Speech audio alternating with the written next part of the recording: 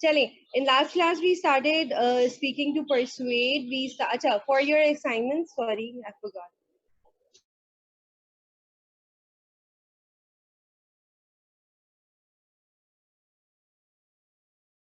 Monday का आता, तो अगर 12 बजे तक आपकी ईमेल मुझे पहुंच जाती है आज भी, तो फिर आई विल कंसिडर इट. पर कल सुबह कोई ईमेल करता है या मुझे मैसेज करके ये बताता है कि मिस मेरी लाइट नहीं थी इसलिए नहीं भेज पाया, तो आई मस्ट टेल यू कि I gave you guys a entire week, you were having a lot of time to do it. आज के आज नहीं कराना था आपको, so it's your mistake. So I will not consider any assignment after 12 a.m. today, Monday 27th of July 2020.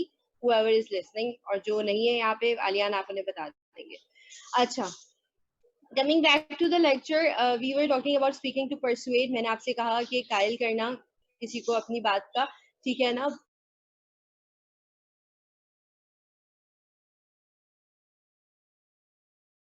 Reinforce कर दिया एक बिलीफ, या आपने जो सामने वाला था उसकी बिलीफ को बिल्कुल ही चेंज कर दिया, एक नया.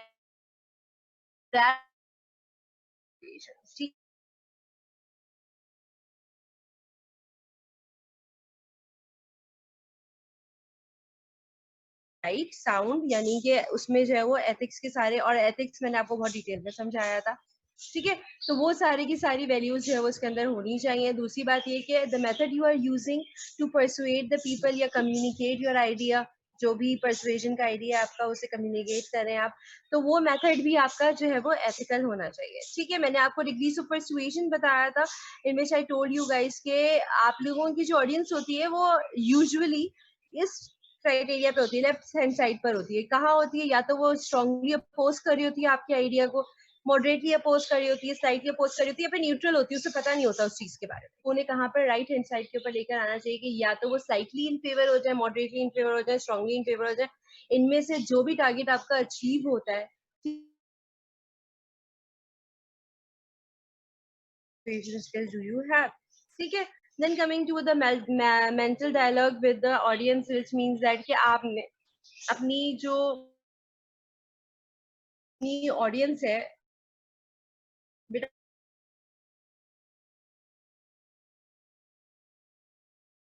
जाना है, ठीक है. और मेंटल लेवल के ऊपर जाने के बाद जो है आपने जो है ना फिर बात करनी है, ताकि जो स्पीकर और लिसनर है उनके इन बिटवीन जो है वो एक प्रॉपर क्या क्रिएट हो जाए, अंडरस्टैंडिंग क्रिएट हो जाए. अगर नहीं जाके करे तो आप उसे कभी भी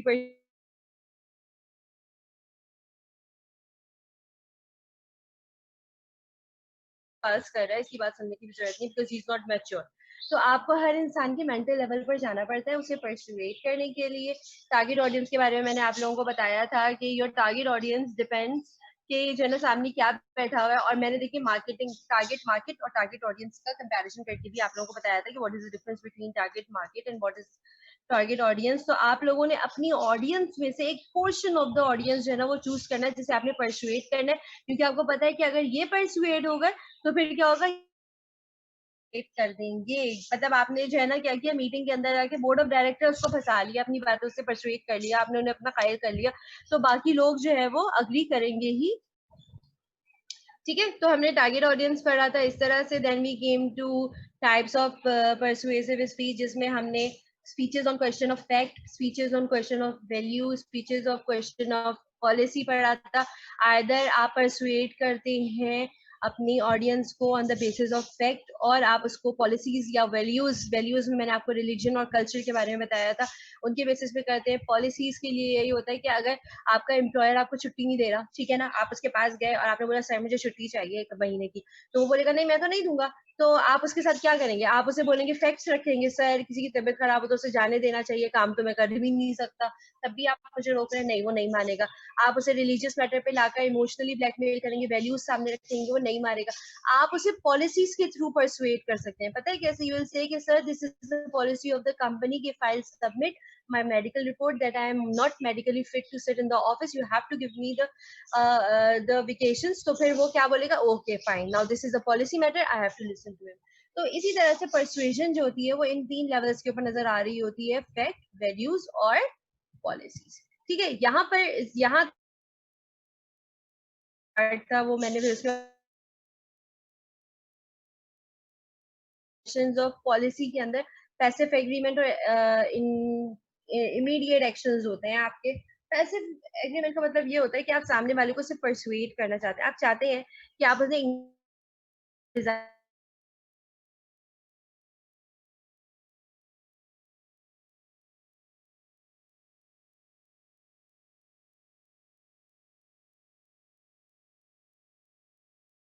पॉलिसी मेकिंग, आपने सिर्फ अपना आइडिया पुट अप कर दिया।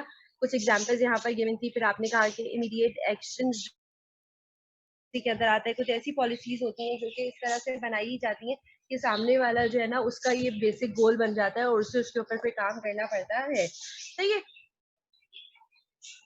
अच्छा, कुछ चीजें हैं बैड इश्यूज, जैसे कि नीड क्या है पॉलिसी बनाने की। कंपनी में जाते हैं, आप कहते हैं यार ये पॉलिसी होनी चाहिए, वो पूछेगा भाई क्या नीड है इसकी, सबसे पहला क्वेश्चन ही यही होगा।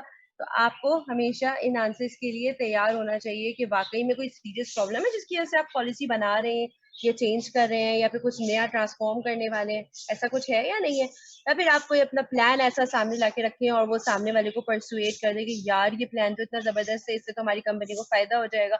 तो वो आपकी बात सुनने। प्रैक्टिकलिटी का मतलब ये होता है कि आपका जो प्लान है ना वो प्रॉब्लम को सॉल्व करने को दिखा रहा है या फिर ये दिखा रहा है ऑडियंस को कि यार ये तो प्रॉब्लम को और बढ़ा देगा।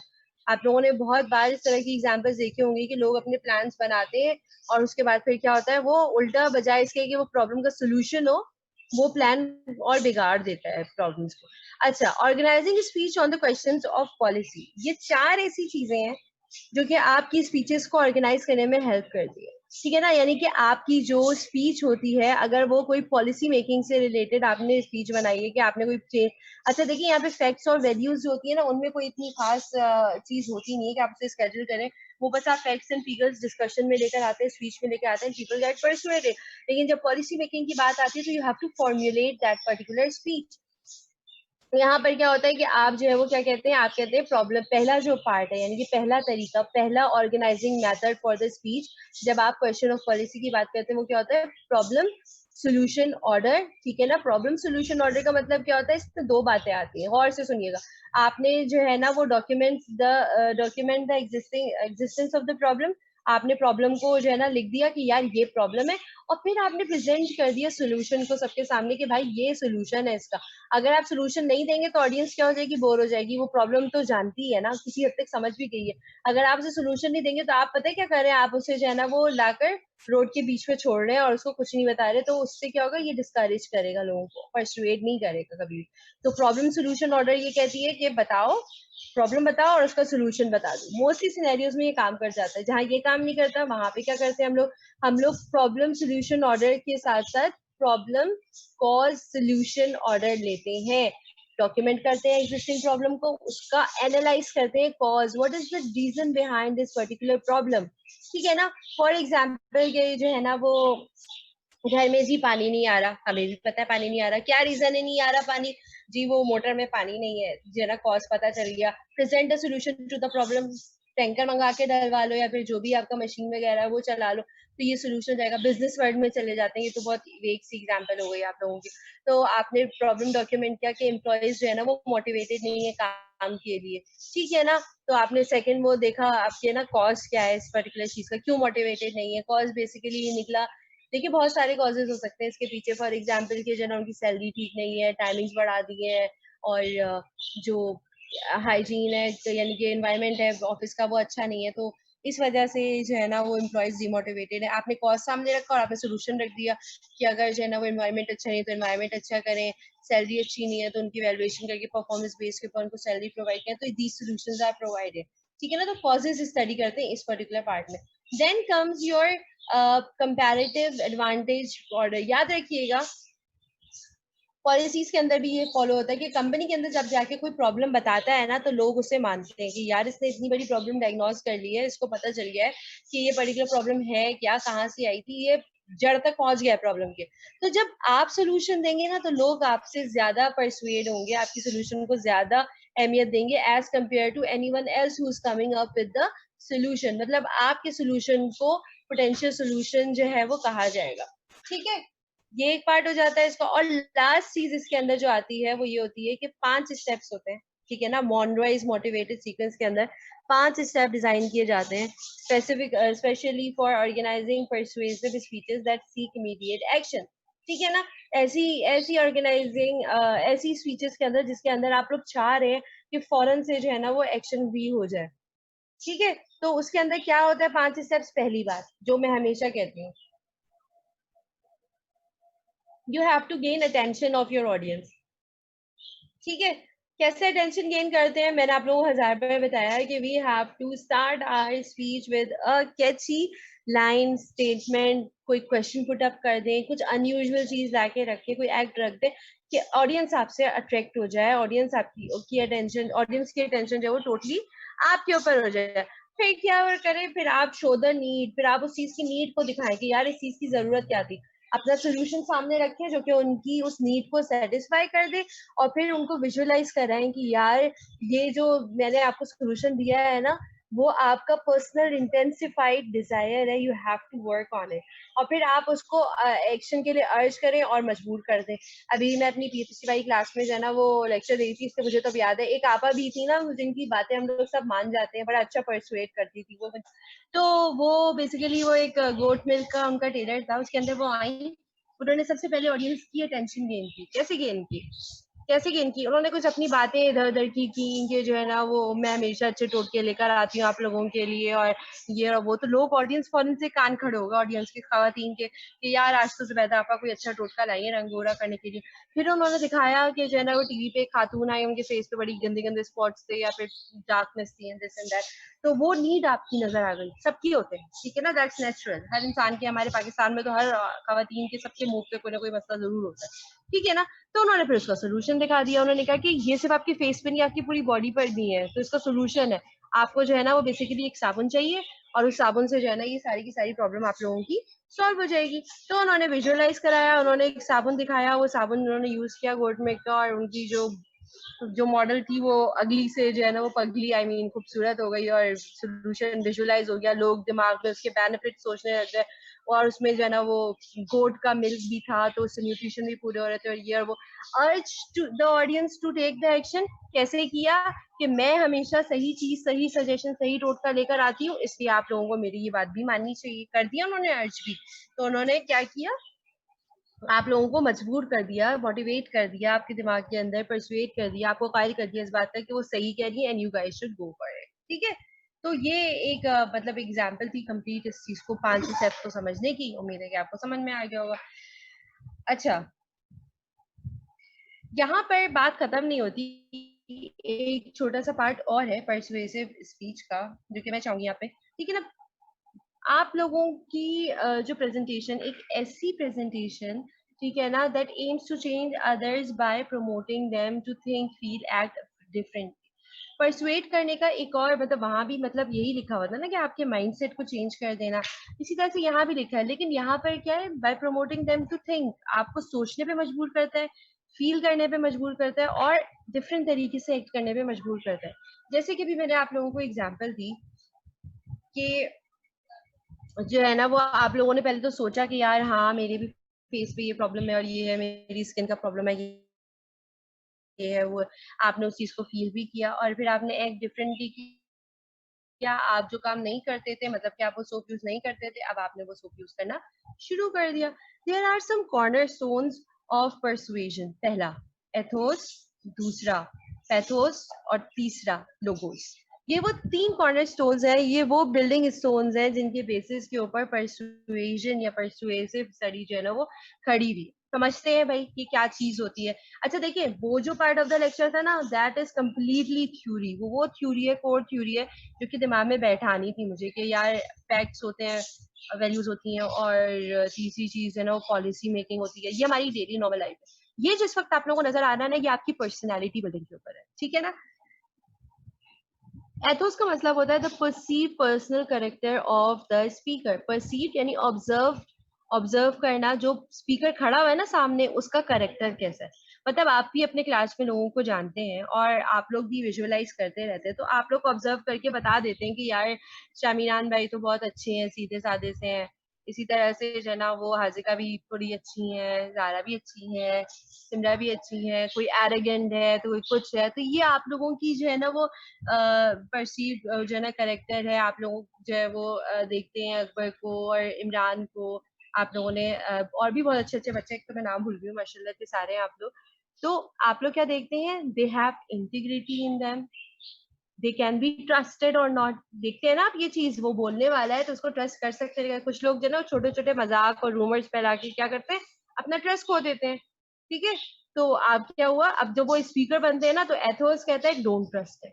ठीक है, they have goodwill towards us. मतलब गुडविल का मतलब क्या होता है, वो हमेशा हमारी अच्छाई के लिए काम कर रहे होते हैं, कभी भी हमारे साथ बुरा करने का नहीं सोच रहे होते।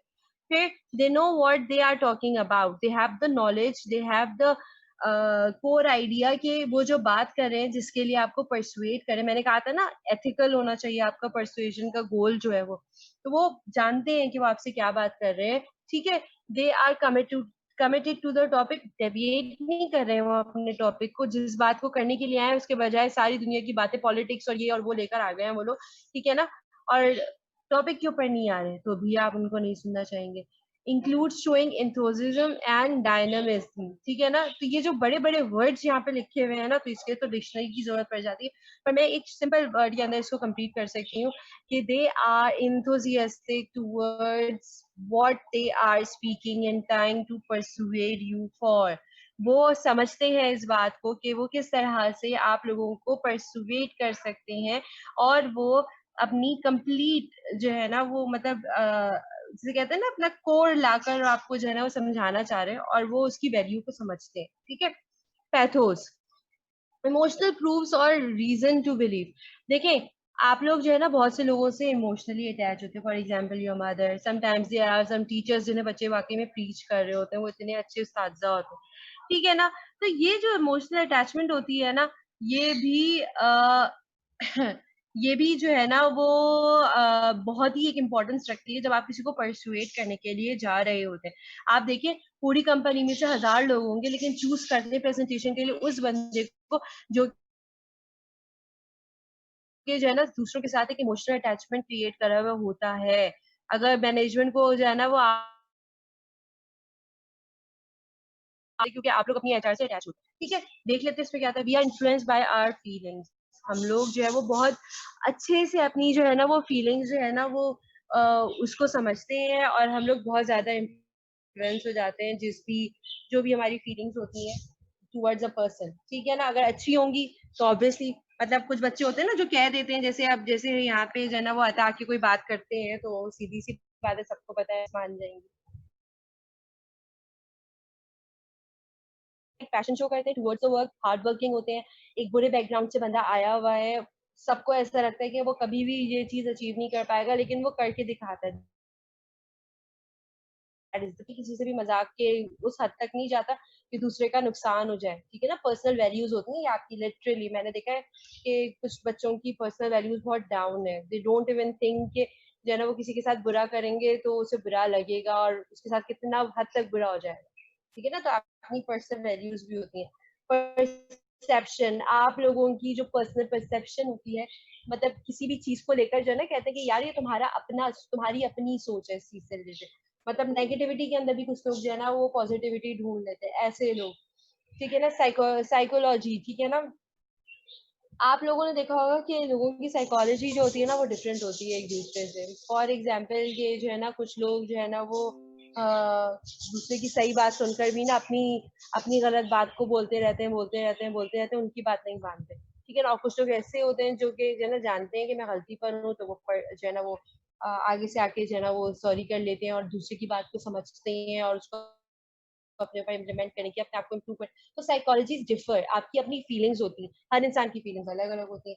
फिर आपके पास आ जाता है appeal to listeners emotions to get them involve with your speech, not for the sake of emotional arousal of itself. ठीक है ना, आप ये नहीं चाहते हैं कि आप जो है ना खुद को जो है ना इमोशनली जो है ना वो अराइज करके अपने इमोशंस सबके सामने लेकर, आप चाहते हैं कि आप ऑडियंस के साथ एक इमोशनल कमिटमेंट क्रिएट करें। इस वक्त जो लोग जानते हैं मैं किस रूमर की बात कर रही थी, किसके साथ बुरा हुआ, किन पर्सनल वैल्यूज और इंसान की अपनी परसेप्शन की बात कर रही थी, मैं किस साइकोलॉजी, वो मुझसे इस वक्त इमोशनली इस वक्त इस लेक्चर के अंदर अटैच हो चुके हैं, वो मेरी बात को सुन रहे हैं और समझ भी रहे हैं। आइदर वो गलती पे थे वो भी, और वो भी जिन्होंने बेचारों ने सहा, और वो भी जो जानते हैं कि किसने सहा।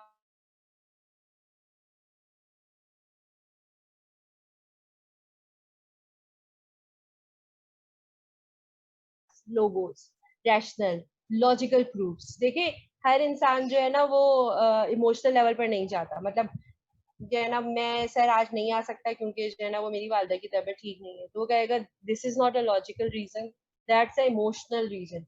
रीजन आप मुझे कि लॉजिकल रीजन दीजिए कि मैं आपको जो है ना इस बात पे जो है वो छुट्टी दे दूं, ठीक है ना। तो वो लॉजिकल रीजन क्या होगा उसका, अब वो तो सोचना पड़ेगा या कुछ निकालना पड़ेगा, तभी ज्यादातर लोग जो है वो ऑफिस के अंदर झूठ बोलते हैं, ठीक है।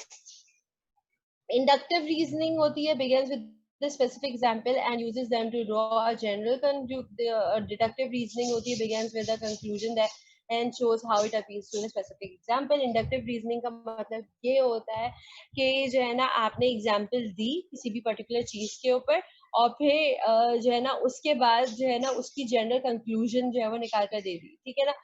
फॉर एग्जाम्पल, मैं अब आपको यहाँ पे एक एग्जाम्पल देती हूँ कि मैं बजाय इसके कि आप लोगों को जो है ना वो लेक्चर दूं, मैं आपको एक कहानी सुनाऊं कि जो है ना एक बच्चा होता है, वो जो है ना वो जा रहा होता है, और वो अपने शेर आया वाली कहानी सुनी होगी ना, जिसके अंदर वो जो है ना बार बार जो है ना वो शेर ना आने पे झूठ बोलता होता है और शोर मचाता होता है, ठीक है। और फिर जब रियलिटी के अंदर शेर आता है तो कोई भी उसकी मदद के लिए नहीं आता, क्यों? क्योंकि सब लोग ये कंक्लूड कर चुके होते हैं कि ये झूठा है।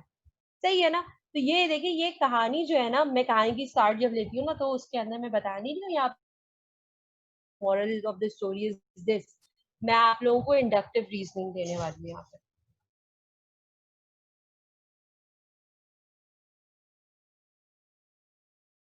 क्या होता है, पहले मैंने आपका, मैं जो है ना वो आज लेट आऊंगा, ठीक है जी, क्यों लेट आएंगे, फिर एग्जाम्पल दूंगा कि सर बहुत बारिश हो रही है, बाहर जो है वो बहुत पानी खड़ा हुआ है, और ये इश्यूज है, इस वजह से मेहमान नहीं आ सकता, तो दिस इज डिडक्टिव रीजनिंग, ठीक है ना।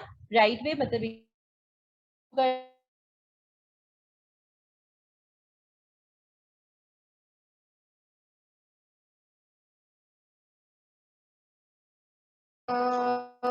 ये एक मॉडल है जो मैं स्किप करूंगी क्योंकि ये आप लोगों की कोर्स का पार्ट नहीं है। मैं आ जाऊंगी डायरेक्टली क्रेडिबिलिटी के ऊपर। अनदर वर्ड फॉर एथोस, ठीक है ना। एथोस क्या था हमारा, इमोशनल लिंकिंग, याद रखिएगा, ठीक है ना।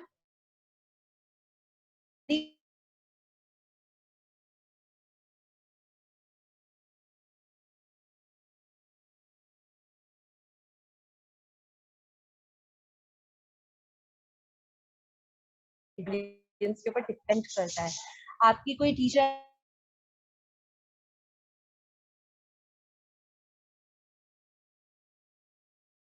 टीचर आता है ना, क्रेडिबल टीचर आता है, यानी कि वो बंदा जिस पे आप बात सुनते भी हैं, समझते भी हैं और उसको ऊपर ट्रस्ट भी करते हैं, has integrity, is positively disposed towards them, can be trusted, ये आपकी credibility होती है, ठीक है। Initial credibility is the expertise and trustworthiness listeners recognize before a presentation begins, ठीक है ना। बहुत से लोगों के आने से पहले ही जो है ना वो उसकी उनकी जो एक्सपर्टाइज और वर्दीनेस ट्रस्ट वर्दीनेस होती है वो लिसनर्स को पता होती है। कैसे कि जो है ना आपके ही कुलीग है और वही आके जो है ना वो देने वाला है, आपको पता है कि वो किस लेवल ऑफ एक्सपर्टाइज के ऊपर है। कुछ होते हैं ना आपके कलीग, होते तो बड़ी बड़ी पोजीशन के ऊपर है, आता जाता उनको कुछ भी नहीं है, आप उनके ऊपर कभी भी ट्रस्ट करेंगे? आप बोलेंगे इसने जो भी प्लान बनाया ना गड़बड़ प्लान बनाया है, इसके प्लान के बाद जो है नुकसान होने वाला है, फायदा नहीं होने वाला है। तो ये आपकी इनिशियल क्रेडिबिलिटी होती है कि लोग आप पे ट्रस्ट करते हैं या नहीं करते। आपकी प्रेजेंटेशन, आपकी प्लान बोलने, आपके मुंह खोलने से पहले ही जो है ना वो इनिशियल क्रेडिबिलिटी सामने आ जाती है। आपकी डिराइव क्रेडिबिलिटी होती है।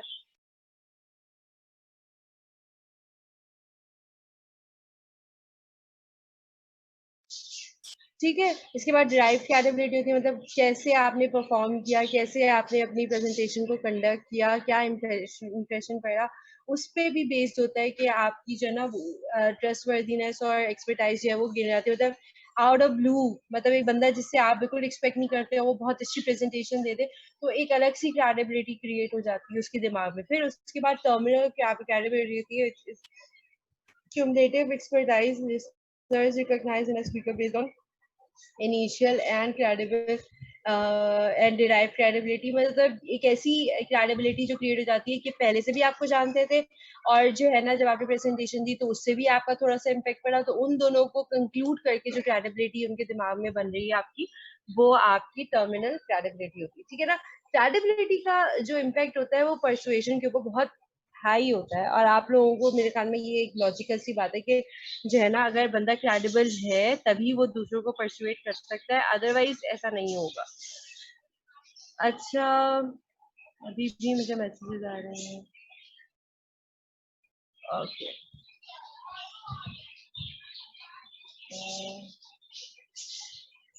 सही है। अब देखिए यहाँ पर जो है ना वो और ऐड करके दिखाया, वो वही बात लिखी थी उसको शॉर्ट किया हुआ है, ठीक है ना। बिल्डिंग क्रेडिबिलिटी, कैसे आप जो है वो क्रेडिबिलिटी जो है ना वो दूसरों के जो है ना वो अंदर क्रिएट कर सकते हैं कि लोग आपको क्रेडिबल माने। तो state your qualifications for speaking on this topic, मतलब मैं किसी टॉपिक के ऊपर बात करने लगूँ ना और मैं आपसे बोल दूं कि ये जो है ना ये मेरा कोर तो नहीं है, मुझे इसके बारे में कुछ पता भी नहीं है, लेकिन मैं आप लोगों को बता देता हूँ जो भी मुझे पता है, तो आप क्या होगा, क्रेडिबिलिटी लेवल जो है वो लो जाएगा। लेकिन मैं आती हूँ, मैं कहती हूँ कि मैं बेसिकली इसका क्वालिफाइड प्रोफेशनल हूँ, मेरी जो है ना जो क्वालिफिकेशन है वो कम्प्लीटली जो है वो इसी के ऊपर बेस्ड है, तो फिर लोग क्या होंगे, वो प्रॉपरली आपको सुनेंगे और आपकी बात पे बिलीव भी करेंगे, ट्रस्ट भी करेंगे। Show listeners that you care about them, make sure कि आप जो है वो दूसरों को समझाने के लिए ही गए हैं, एंड यू केयर कि जो है ना लिसनर्स जो है ना वो सुन के समझ भी रहे हैं, उनको आवाज आ रही है या नहीं आ रही है, ठीक है ना। उनकी इन्वॉल्वमेंट जो है ना वो बहुत ज्यादा इंपॉर्टेंस रखती है इसके अंदर, ठीक है। अच्छा, इसके बाद जो है वो फिर तीसरी चीज जो आती है आप लोगों के पास, वो आती है appeal to the listeners emotion, मतलब कहते नहीं है कि जो है ना इमोशन, जो दूसरों के इमोशंस है उन तक पहुंचे और उनको अपील करें कि वो जो है ना वो इमोशनल लेवल पे आप अटैचमेंट शो करने लगे। Reason carefully and avoid reasoning policies, policies मैं भी आप लोगों को बताऊंगी कंप्लीटली, बहुत ही एक लंबा टॉपिक है ये, ठीक है ना। इसको मैं बता दूंगी बाद में, अभी जो है ना बस ये समझ लें कि आपने बहुत केयरफुली जो है ना वो बातों को रखना है कि कोई भी जो है ना वो गलत फहमी, कभी ऐसा होता है ना हम बोल कुछ और रहे होते हैं, बोलना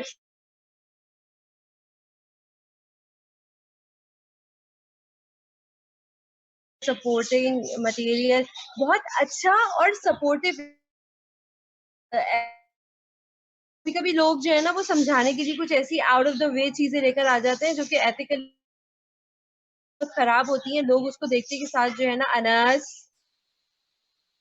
लोग उसको देखते ही के साथ जो है ना वो फौरन से डिस्ट्रैक्ट हो जाते हैं, कहीं और चले जाते हैं, तो आप लोगों को मटेरियल बहुत सोच समझ के यूज करना होता है। Verbal non verbal to show, use verbal non verbal to show you are involve with the topic. आपकी सिर्फ वर्बल नहीं, मतलब बोलने चले जा रहे हैं, देख किसी की तरफ भी नहीं रहे हैं, बॉडी लैंग्वेज आपकी कुछ और बता रही है, मतलब ये शो कर रहा है कि आपकी इन्वॉल्वमेंट वहां पर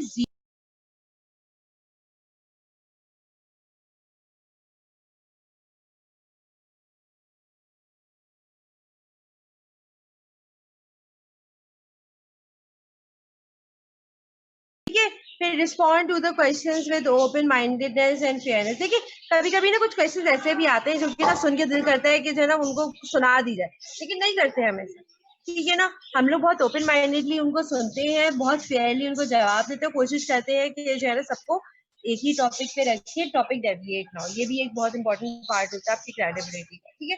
तो ये कुछ चीजें थी जिसके थ्रू जो है वो आप लोग अपनी among the audience पे जाता है। Speakers who want to be judged as credible should establish goodwill towards the listener।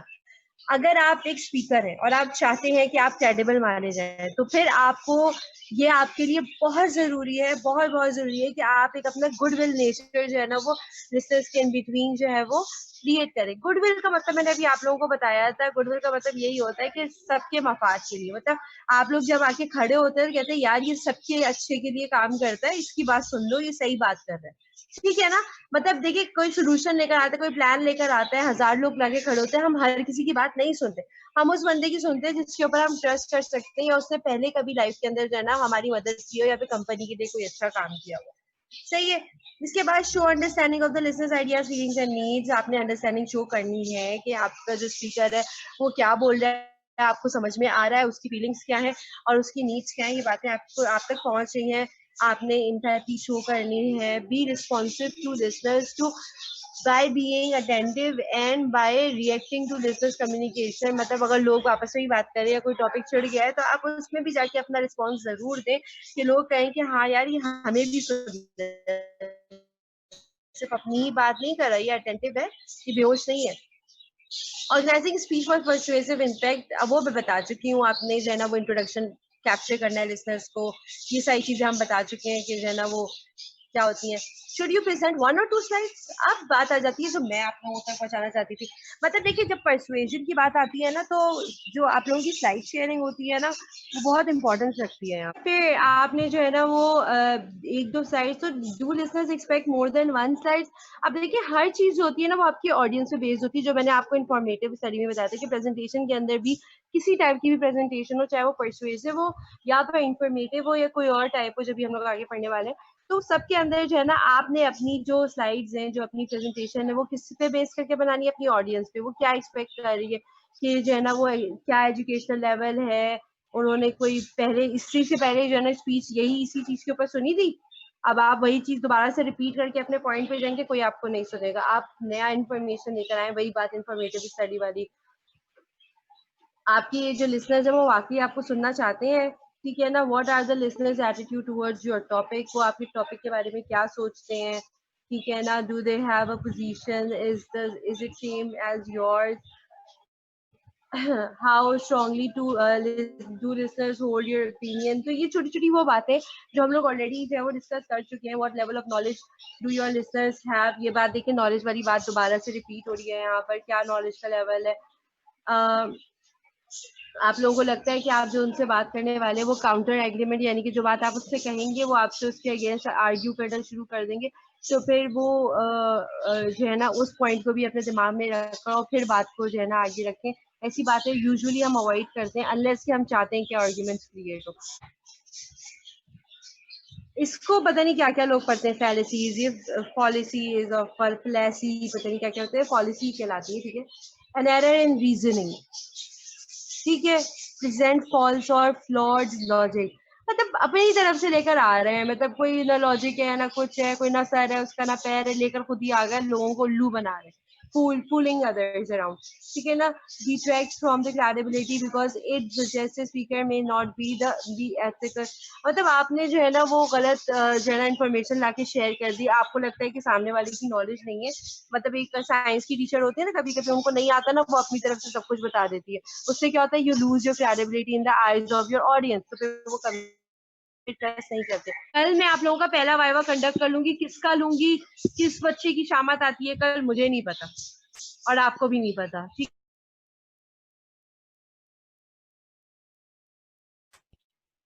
है। नहीं, मैं इसीलिए नहीं कर रही हूँ ना फरवा, अगर मैं ऑन द स्पॉट नहीं करूंगी ना तो बच्चे क्लास नहीं लेते, मुझे सब क्लास में चाहिए, और मैं क्लास के बीच में भी किसी का वाइवा ले लूंगी, और अगर मैं मैम नाम कॉल किया और आप टॉपिक नहीं ये हो तो असाइनमेंट से फिर रिलेटेड होगा? जी जी बिल्कुल बिल्कुल, जो आपने असाइनमेंट अभी बनाया है ना उसी से रिलेटेड होगा। वो तो हो फिर जाएगा ये खैर, सारे के ओके। सारे वाइवा हो जाएंगे ना तो आप लोगों का एक कंक्लूडिंग क्लास होगा, उसके अंदर मैं आप लोगों को जो प्रॉपर डायरेक्शन थी ना इन पांचों की, मतलब एक सीक्वेंस क्रिएट होता है जो शायद यहाँ पे आलियान ने शेयर किया था, किसने किया था, कि ये सारे के सारे इमर्ज होके एक पॉइंट पर आते हैं, ठीक है। तो वो भी मुझे आप लोगों को बताना है, तो फिर जल्दी कर लें, पता नहीं क्लासेस कब, मतलब मेरे ख्याल में ईद के बाद होगी अब हमारी class, next to next week 2-3 ही क्लासें बाकी है मेरे ख्याल में, सही है।